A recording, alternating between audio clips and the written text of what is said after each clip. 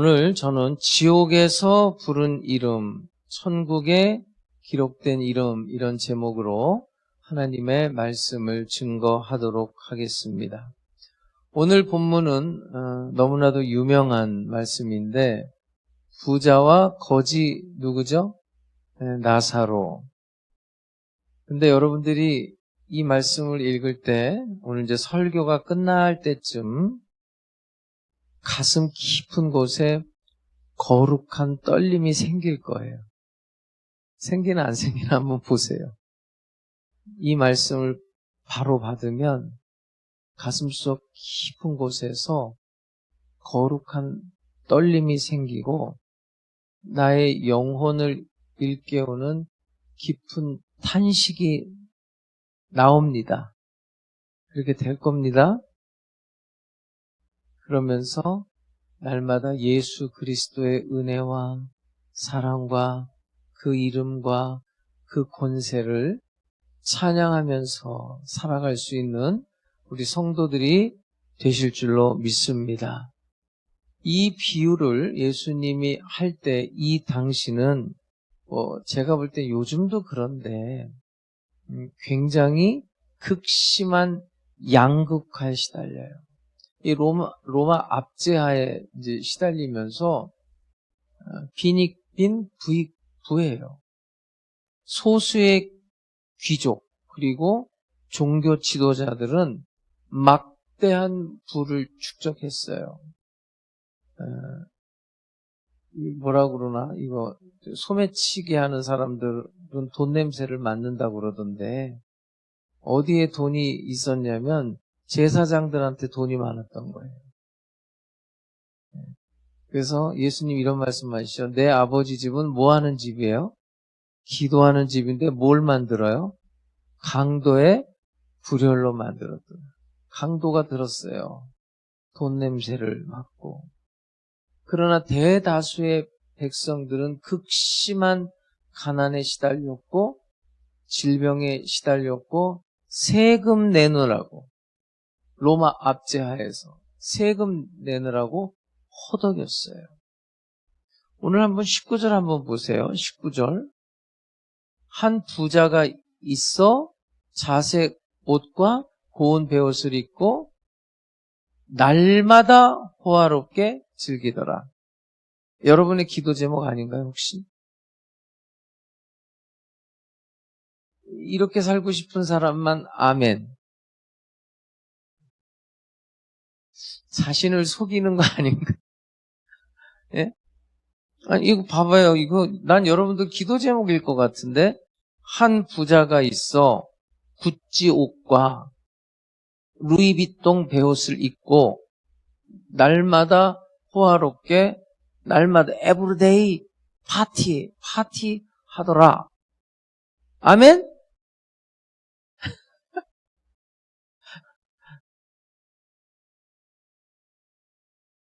이 자색옷이 그런 거예요, 여러분. 지중해 희귀한 뿔고등에서 추출한 염료로 만든 옷인데 예전에는 지금도 마찬가지지만 이 색깔 내기가 그렇게 어려웠답니다. 그래서 황제 혹은 최고위층 귀족만이 입을 수 있는 엄청난 사치품이었대요. 아무나 못 입어요. 그리고 이제 고운 베옷은 속옷인데 이건 애굽에서 수입을 해서 최고급 소재였답니다. 이게 어느 정도로 비쌌냐면 금 있잖아요. 금하고 똑같이 무게를 달았답니다. 금이나 이거나 똑같은 거예요. 그런데 날마다 어쩌다 한번 파티하는 게 아니에요. 네? 에브리데이 파티예요. 날마다. 그 로마 사람들 그 기록에 남은 거 보면 전쟁이 없을 때는 파티를 하면서 살았거든요. 일은 다 노예들이 하고. 그러면 아침, 저녁으로, 점심으로 보통 로마 사람들이 식사가 원래 이렇게 삼식이 나온 게 로마인들에서부터 시작된 거예요. 이 사람들이 50까지 했대요. 그럼 먹을 수 있어요? 없어요? 5번 하루에 먹을 수 있어요? 없어요?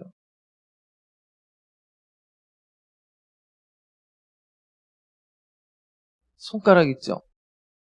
손가락을 어디다 넣을까요? 목구멍에다 넣어서 토하고 파티하고 토하고 파티하고 이런 생활을 했습니다. 근데 어쩌다가 아니라 날마다 했다는 거예요.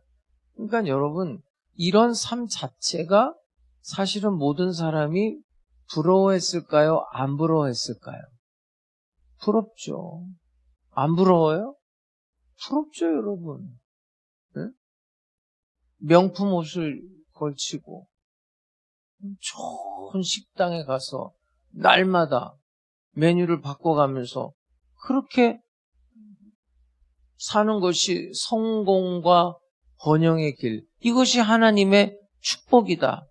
이렇게 가르치고 이렇게 생각했어요. 특별히 바리새인, 서기관, 유대의 종교 지도자들, 이제 좀 이따 나오지만 바리새인은 뭘 좋아했냐면 돈을 좋아했어요. 뭘 좋아해요? 여러분하고 똑같잖아요. 안 그래? 돈 안 좋아해요? 돈 주는 사람이 제일 좋던데 나는. 나는 어렸을 때 이렇게 막 우리 삼촌들이 막 세배하면은 돈 주고 그러면 난 우리 삼촌들을 얼마나 좋아했는지 몰라요. 돈 주는 사람이 제일 좋지 않아요? 원래 사람은 돈으로 사귀는 거예요. 재물로. 바리새인이 돈을 좋아한다. 그 나쁜 말 아니에요. 그 돈이 많았고. 근데 왜곡된 진리를 가지고 있었던 거예요. 신명기서의 축복과 저주를 어떤 식으로 해석했냐면 부와 번영은 하나님이 주신 축복의 증거다. 가난과 질병은 하나님께 저주받은 죄의 결과다. 그렇게 믿었던 거예요. 그렇게 가르쳤어요. 한번 볼까요? 16장 14절입니다. 바리새인들은 뭘 좋아하는 자들이라? 돈을 좋아하는 자들이라. 이 모든 것을 듣고 비웃었다. 돈이 축복인 거예요. 그걸 지금 고발하는 거예요. 여러분, 2000년 전으로 돌아가서 이 부자를 어떻게 생각했을까요? 이 부자는 하나님께 엄청난 축복을 받은 의로운 사람이라고 생각했어요. 2000년 전으로 딱 돌아가서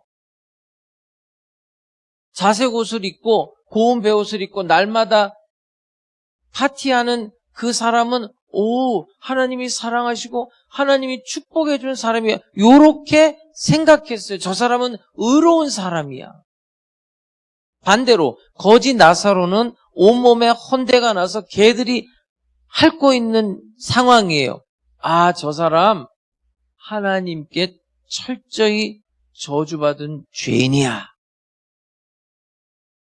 그게 당연한 생각이었어요. 그런데 예수님은 이 비유를 통해 당시 유대 사회 속에 생각하고 있던 그런 잘못된 진리를 철저하게 뒤집어 엎는 거예요. 인간의 눈에 보이는 현세적인 이 조건이 영원한 하늘나라까지 영향을 미치고 그게 기준이 될 수 없다는 것을 강력하게 선포하고 있는 거예요. 부자는 천국에 갑니다. 당연하지. 가난한 자들은 지옥 갑니다. 당연하지. 이렇게 생각했어요. 그런데 예수님은 그걸 뒤엎었다는 거예요. 바리새인한테 뭐라고 말한 줄 아세요? 세리와 창녀들이 너희보다 먼저 하늘나라에 들어간다. 이렇게 말했어요. 오늘 좀 본문 속으로 조금만 깊이 들어가 볼게요. 이름 얘기를 좀 하고 싶은데 오늘 성경을 자세히 한번 읽어보시면 부자의 이름이 뭐라고 나와 있죠, 여기? 부자의 이름은 뭐죠? 단 한 번도 등장하지 않아요. 그냥 이 부자는 그냥 한 부자. 어떤 부자예요. 근데 그 사람에게 세상 사람들은 굽신거렸죠. 그 부자의 이름을 높였지요. 저 사람은 의로운 사람이고 저 사람은 천국 간다고 생각했죠. 그런데 하나님의 생명책에는 그의 이름이 있다 없다? 안 나오잖아요. 하늘나라에서는 이 사람은 무명의 존재예요. 그러나 가장 비참했던 처지에 있었던 이 거지를 한번 보자고요. 16장 20절입니다. 그런데 나사로라 이름하는 이름이 딱 나와요. 이 사람은. 한 거지가 헌데투성이로 그의 대문 앞에 버려졌다. 대문 앞에 버려진 채로 그렇게 개가 와서 핥은데 그 사람의 이름은 분명하게 기록되어 있어요. 이름이 뭐예요? 나사로. 하나님이 도우시는 자 이런 뜻이에요. 누가 도우시는 자? 하나님이 도우시는 자. 다시 말하면 하나님의 도움이 없이는 살아갈 수 없는 사람. 그게 누구예요? 여러분이란 말이에요. 나사로. 그러니까 천국은 누가 가냐? 하나님의 도우심으로 가는 거예요. 하나님이 긍휼히 여기시고 하나님이 불쌍히 여기시고 하나님이 사랑하시기에 천국에 가는 줄 믿습니다. 그런데 이 사람을 세상 사람들은 저주받은 인생이라고 손가락질해요. 아유, 저거는 쓰레기 같은 존재야. 신에게 버림받은 존재야. 왜요? 밑바닥 인생이거든요.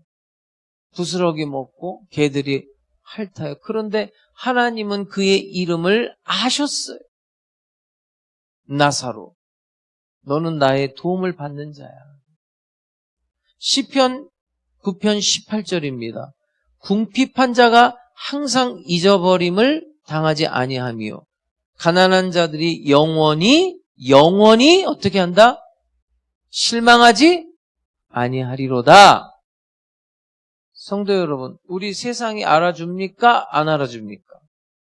뭐 여기서는 알아주는 사람도 있고 안 알아주는 사람도 있겠죠. 그런데 제가 분명히 말씀드립니다. 세상이 여러분을 안 알아줘도 깊은 터널 속에 버려진 그런 존재 같아도 마치 그 영상에 보면은 차에서 뭐가 탁 튀겨나가. 그랬더니 뭐가 튀어나왔나 봤더니 강아지요. 유기견. 우리가 그런 존재처럼 느껴질지라도 하나님은 나사로 우리를 도우시는 분.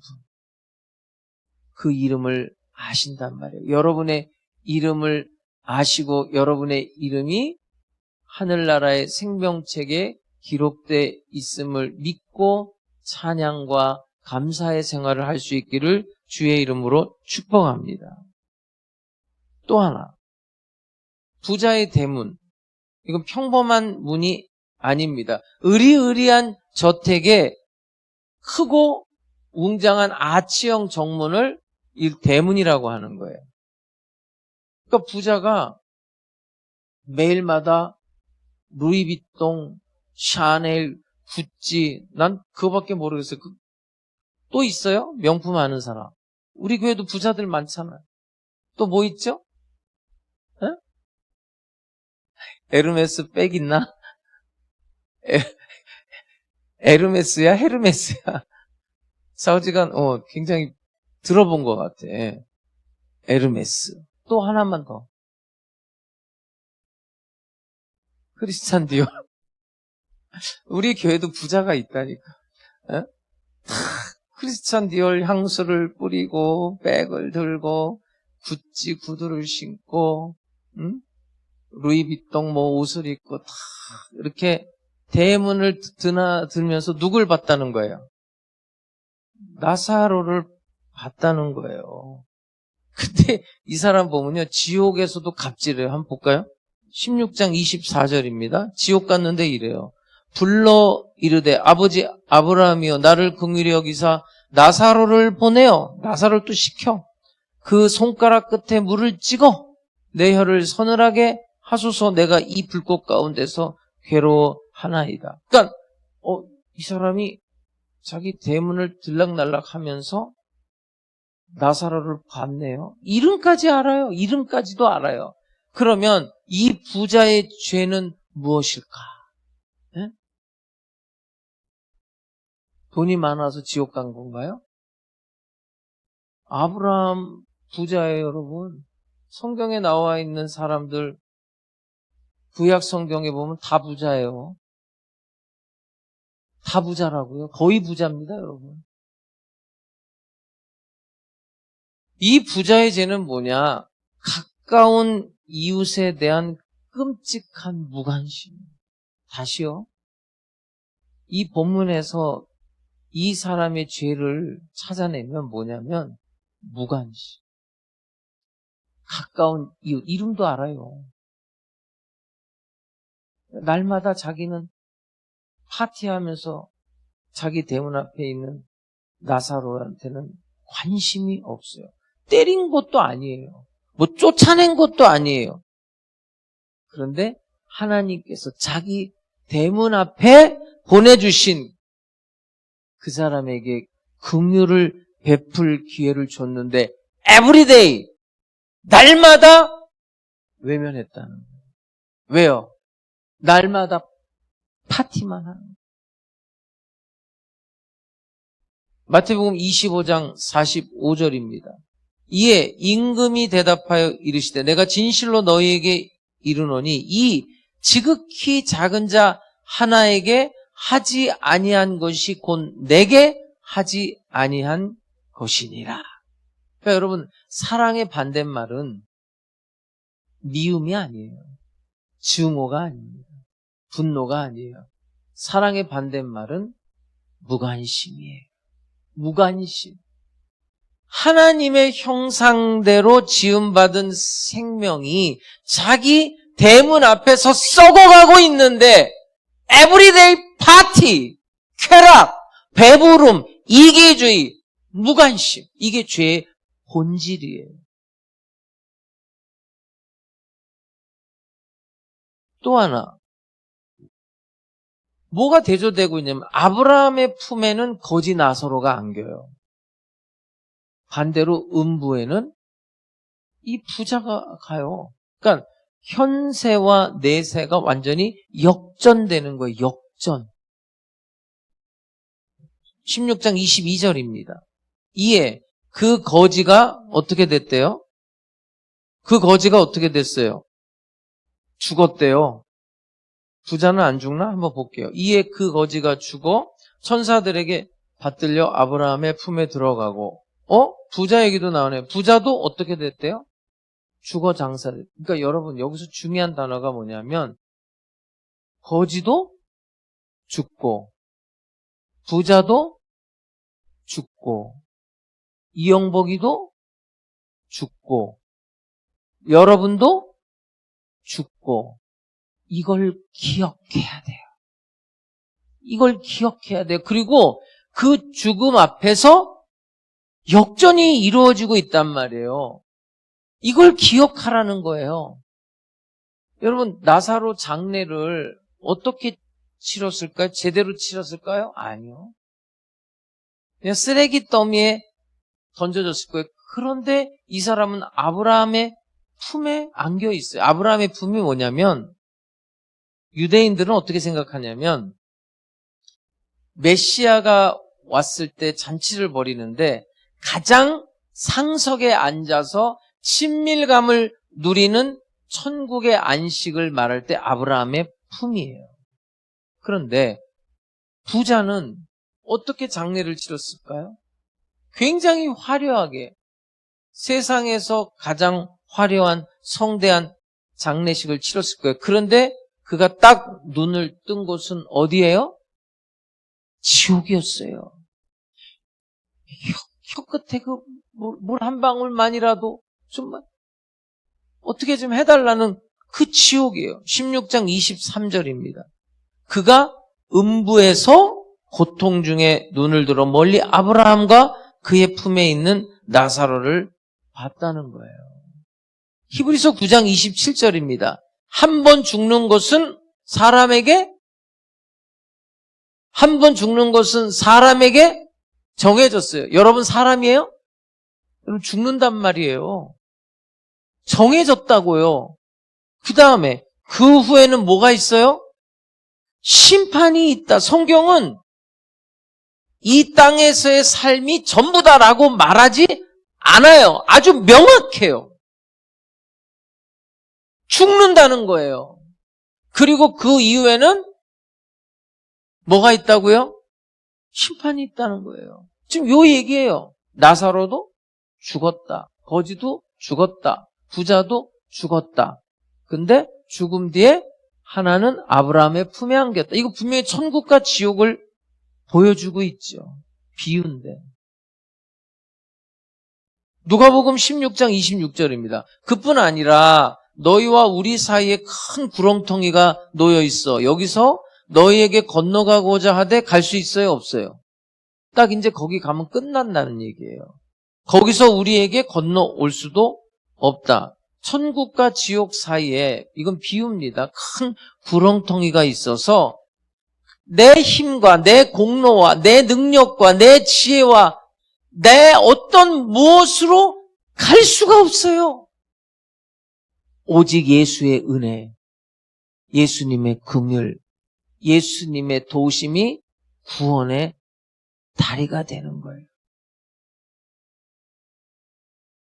그럼 오늘 본문 말씀에 부자는 지옥 가고 가난한 자는 천국 간다, 그런 이야기입니까? 여기에 메시지는 뭐냐? 내 인생에도 마찬가지예요, 여러분. 나의 인생에 내 대문 앞에 나사로가 쓰러져 있어요. 그 나사로에게 나는 예수 그리스도의 사랑, 긍휼을 흘려보내고 있는가? 이 뼈아픈 질문을 여러분 스스로가 해봐야 돼요. 보세요. 25절입니다. 아브라함이 이르되 예, 너는 살았을 때 좋은 것을 받았고, 이 좋은 게 뭐예요? 뭘 받았어요? 돈. 여러분이 그렇게 좋아하는 돈. 예? 안 좋아하세요? 좋잖아요, 여러분. 돈. 얼마나 좋아요. 다시 보세요. 아브라함이 이르되 예, 너는 살았을 때 좋은 것을 받았잖아. 너 돈 받았잖아. 바리새인은 돈을 좋아하는지라. 근데 이 사람들의 문제가 뭡니까? 다른 사람에 대해서는 무관심하고 나를 위해서는 낭비하고 즐기면서 살았다는 거예요. 나를 위해서만 낭비한 거예요. 돈을 딱 줬더니 다른 사람에게 흘려보내지 않고 나만 낭비하면서 살았다는 거예요. 요 전에 말씀이 뭐냐면 옳지 않은 청지기 비유예요. 주인이 무슨 얘기를 들었냐면 이 청지기가 돈 관리하는 사람인데 뭘 한다? 낭비를 해, 낭비를. 이게 누가복음 16장 시작이에요. 그래서 야, 너 이제 해고야. 그러니까 빨리 정리해. 이 사람이 왜 지혜롭다고 했냐면 저 지휘자님 나한테 우리 저기한테 1,000만 원 빌렸죠? 500만 원이라고만 해. 그럼 지휘자님 나한테 고마워요? 안 고마워요? 예? 안 고마워요? 500만 원 깎아줬는데 그럼 내가 이제 잘려. 어? 그러면 저분이 나한테 500만 원은 안 주겠지만 50만 원이라도 주겠어요? 안 주겠어요? 예? 나쁜 인간이에요? 이걸 지혜롭다고 한 거예요. 무슨 얘기냐면 이게 똑같은 얘기예요. 옳지 않은 청지기 비유하고 이 부자, 이게 지금 다 돈 얘기예요. 돈 얘기라고요. 삭개오 부자 얘기도 다 돈 얘기예요. 여러분, 돈을 우습게 생각하면 안 돼요. 돈과 믿음, 돈과 신앙이 딱 결부돼 있어요. 아주 치명적인 거예요. 그래서 요 전에는 무슨 말도 나오냐면 하나님과 재물을 겸하여 섬길 수 있다 없다. 겸하여 섬길 수 없다. 없느니라. 그러니까 이 사람이 왜 지혜로운 거냐면 자기가 잘린 후에 어떻게 살아갈 건가를 생각했다는 거예요. 그래서 그렇게 행동했다는 거예요. 은퇴 준비를 했다는 거예요. 은퇴 준비. 오늘 이 말씀도 마찬가지예요. 이 세상이 끝이 아니란 얘기예요. 죽는다니까요. 그 죽음 뒤에를 준비하라는 거예요. 자기만 쓴 거예요. 낭비하고 이 청지기도. 이 부자도 마찬가지예요. 자기 대문에서 썩어가고 있는데 자기는 날마다 호화로운 파티만 하고 살았다는 거예요. 그러면 성경이 뭐라 그러냐? 요한일서 3장 17절입니다. 누가 이 세상의 재물을 가지고 형제의 궁핍함을 보고도 도와줄 마음을 닫으면 하나님의 사랑이 어찌 그 속에 거하겠느냐? 여러분, 지금 우리가 살아가는 세상이 바로 이런 세상이에요. 그 부자의 의리의리한 대문처럼 나하고 타인 사이에 담장을 딱 쌓고 있어요. 그리고 나는 그 안에서 내 가족, 나하고 엔조이 하는 거예요. 내 울타리 안에서. 이 울타리 밖에서는 신음하고 있고 전쟁 중에 있고 피를 흘리고 있고 고통 가운데 있는데 그거는 눈 감아버려요. 귀 닫아버려요. 그냥 나는 내 가족들과 함께 에브리데이 파티하는 거예요. 나 돈 이렇게 많이 하나님이 주셨다. 야, 우리 먹고 즐기자. 근데 하나님께서 우리에게 재물을 허락하신 이유는 나 혼자 잘 먹고 잘 살라고 즐기라고 준 게 아니란 말이에요. 우리의 대문 앞에 있는 나사로 그 사람을 소외되고 상처받고 복음을 알지 못해서 영적으로 굶주리는 그 영혼들에게 예수님의 긍휼을 흘려보내는 축복의 통로가 되라고 준 건데 나만을 위해서 낭비했다는 거예요. 이 성경이 지금 가르치는 거는. 내 가족만 위해서. 사도행전 3장에 보면 안전뱅이가 구걸해요.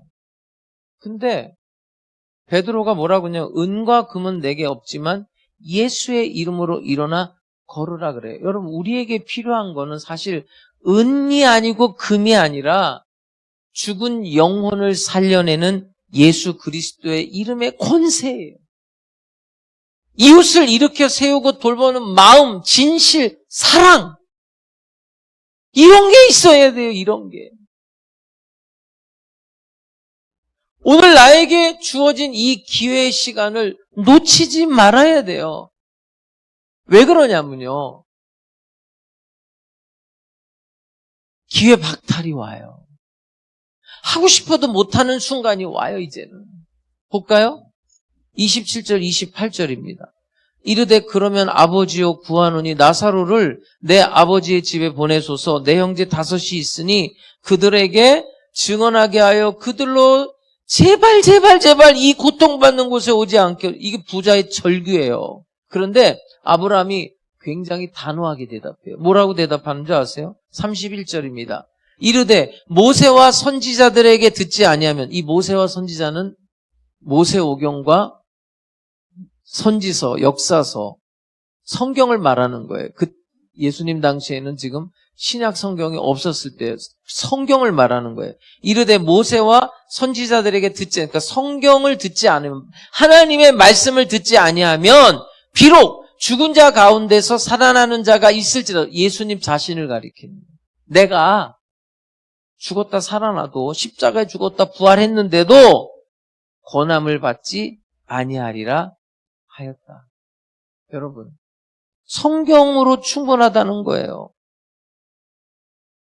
죽은 자 가운데서 살아난 사람 가운데 예수님이 죽은 자 가운데서 살아나잖아요. 나는 뭐 신비한 표적을 보면 믿겠다. 뭐 하면 믿겠다. 뭐 하면 십자가에서 내려오면 믿겠다. 안 믿어요. 그렇지 않단 말이에요. 하나님의 말씀으로 충분해요. 하나님의 말씀을 거부하는 자, 십자가 복음을 거부하는 자, 어떤 기적을 봐도 완악한 마음 돌이키지 않는다는 거예요. 그렇기 때문에 여러분 지금 이 순간 여러분에게 굉장히 지금 중요한 시간이에요. 왜요? 여러분은 아직 안 죽었잖아요. 살아있잖아요. 여러분 지금 말씀을 듣고 있잖아요. 그러면 회개할 기회가 있다는 거예요. 이 옳지 않은 청지기가 너 이제 해고야. 그런데 해고 직전까지 시간이 있단 말이에요. 그 시간에 돌이켜야 돼요. 근데 이 부자는 늦었단 말이에요. 지옥에 떨어져서 그때 깨달았어요. 영원한 삶이 있다는 것을. 그런데 너하고 나 사이에는 이제는 큰 구렁텅이가 있어. 너 이제 못 와. 오고 싶어도 기회 박탈이라는 거예요. 살아있을 때 가능한 거예요.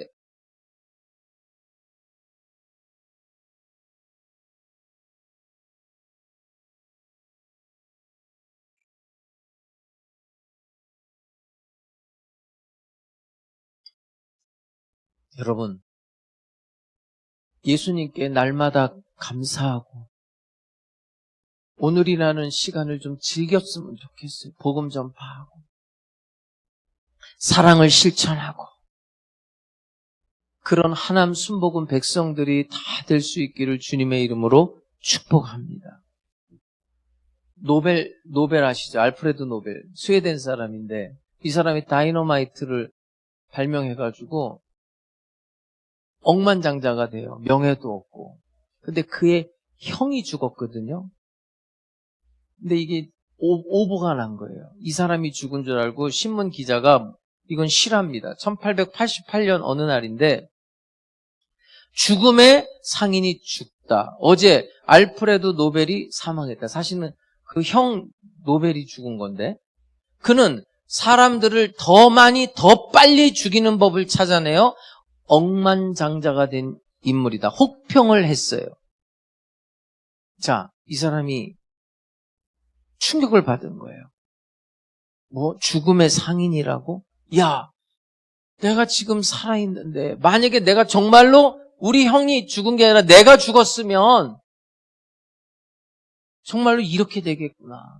내가 하나님 앞에 갈 때 세상 사람들은 이렇게 기억하겠구나. 사람 죽이는 무기를 팔아 치부한 자로 남겠구나. 이 충격적인 사건을 겪은 다음에 이 사람이 남은 인생이 완전히 바뀌어버려요. 내가 지금 누리고 있는 현재의 부, 명예, 이거 죽음 앞에서 아무 소용이 없다는 걸 깨닫고 전 재산을 기부하는 거예요. 그렇게 유언장을 바꿔요. 인류의 평화를 위해서 혹은 과학 분야, 문학 분야의 발전에 공헌한 사람에게 노벨상을 주게 된 거예요. 그러니까 이 사람도 지혜로운 거죠. 자기가 죽기 전에 미리 쓰여져 있는 부고장을 보고 남은 생을 완전히 방향을 틀은 거예요. 오늘 여러분 하나님의 말씀이 들려오십니까? 오늘 본문에 이 단어를 기억해. 너희는 이거를 기억하라. 부자도 죽고 거지도 죽는다. 다 죽는다. 그리고 그 이후에는 천국이든 지옥이든 둘 중에 하나예요. 심판이 있다. 오늘 우리는 스스로 질문을 던져야 돼요. 하나님이 나에게 좋은 거 줬다고요. 누구에든지 간에. 근데 네 대문 앞에 있는 나사로 그 이웃을 위해서 얼마나 많은 사랑을 베풀었냐 이거예요. 여러분, 율법이 뭔지 아세요? 예수님이 율법을 딱 두 개로 나누잖아요. 하나님 사랑, 이웃 사랑. 주 너의 하나님을 사랑하라. 첫 번째는. 그런 다음에 이렇게 말해요. 둘째는 이와 같으니. 무슨 얘기냐면 주 너의 하나님을 사랑하라. 둘째는 이와 같다. 그러니까 주 너의 하나님을 사랑하는 것과 똑같다는 거예요. 똑같은 얘기라는 거예요. 둘째는 이와 같으니 이웃을 내 몸처럼 사랑해라. 이게 율법이고 선지자의 강령입니다. 하나님 사랑하시면 아멘 합시다. 그거랑 똑같대요. 이웃 사랑이.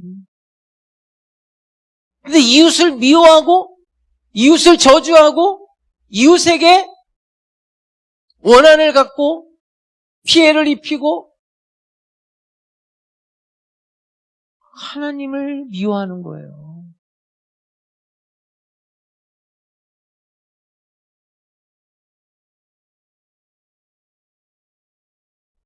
무디가 정말 우리가 귀 기울여야 될 말을 했어요. 호주머니가 회개하지 않으면 진정한 회개가 아니다.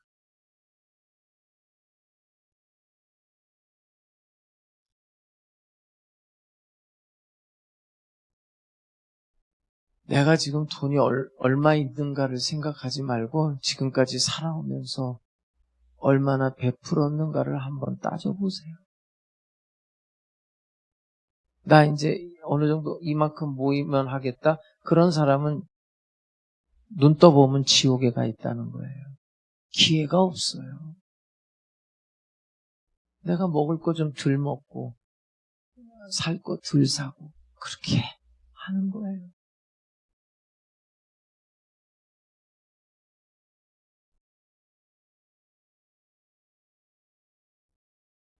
오늘 집에 가셔서 여러분 수입이 얼마인지 한번 써봐요. 수입이 얼마. 지출은 어디에다 한번 써보세요. 내 수입과 지출이. 그 지출이 된 그곳에 여러분의 마음이 있는 거예요. 예수님 분명히 말했어요. 하나님과 재물을 겸하여 섬길 수 없다.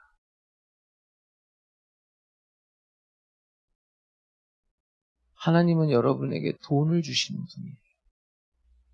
그리고 여러분은 돈을 섬기면 안 돼요. 그 돈으로 하나님을 섬기는 거예요. 근데 하나님을 섬기는 게 이웃을 섬기는 거래요. 심판대 앞에서 꼭 그거 물어보겠다는 거예요. 내가 너한테 좋은 거 줬는데 너 어디다 썼니?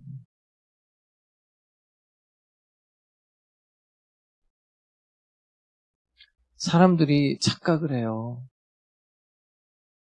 믿음이라는 게 여러분들이 뭐 과거 어느 때 한번 내가 예수를 믿고 구원받은 줄로 착각하는데 믿음이라는 거는 명사가 아니라 동사예요. 계속 고백되어져야 돼요. 계속 천국 갈 때까지. 즉 구원이라는 것은 완성되어 가는 거예요. 하나의 과정이에요. 과정.